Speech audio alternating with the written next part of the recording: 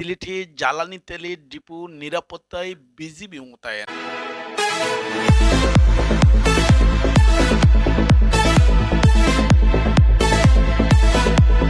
সীমান্ত পথে তেল পাচার রোধে বিজিবির গোয়েন্দা নজরদারি।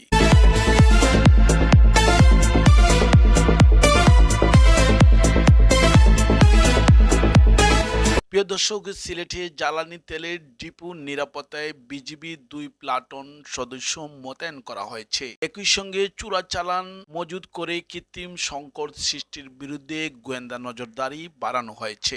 বিজিবি সূত্রে জানা গিয়েছে, সিলেটের নগরী অবস্থিত Jamuna oil company limited, Zakiganj ইলিয়াম 19 বিজিবি 1 প্লাটুন এবং Padma oil PLC depot Sylhet battalion 48 1 platoon সদস্য মোতায়েন করা হয়েছে।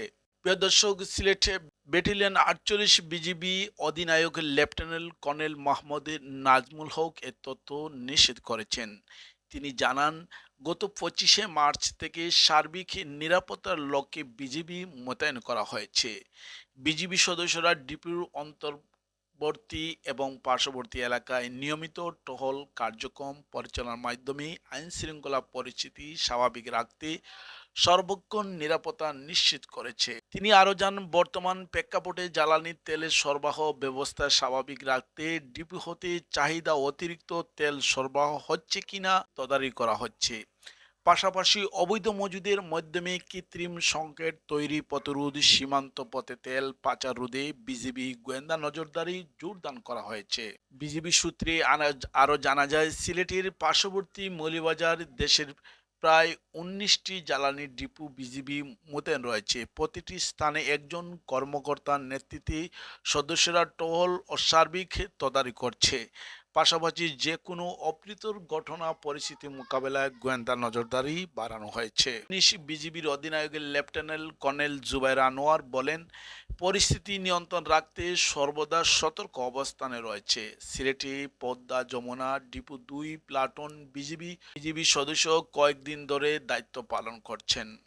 এছাড়া ডিপো নিরাপত্তার পাশাপাশি সীমান্ত দিয়ে জ্বালানি তেল পাচার রোধে জোর তৎপরতা চলছে। সীমান্ত এলাকায় টহল বাড়ানো হয়েছে।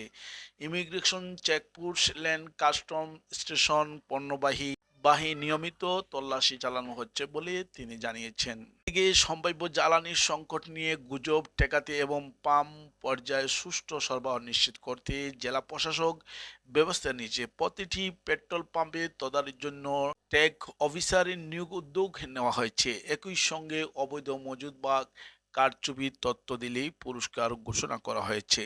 তবে সিলেটে এখনও জ্বালানি তেলের সরবরাহ স্বাভাবিক আছে বলে জানিয়েছেন বিক্রেতারা। তারা জানান, ঈদের ছুটিতে পর থেকে সিলেট এখন পর্যন্ত পেট্রোল অক্টেন সরবরাহ স্বাভাবিক রয়েছে। ক্রেতা বিক্রেতা চাহিদা পেট্রোল অক্টেন নিতে পারছেন।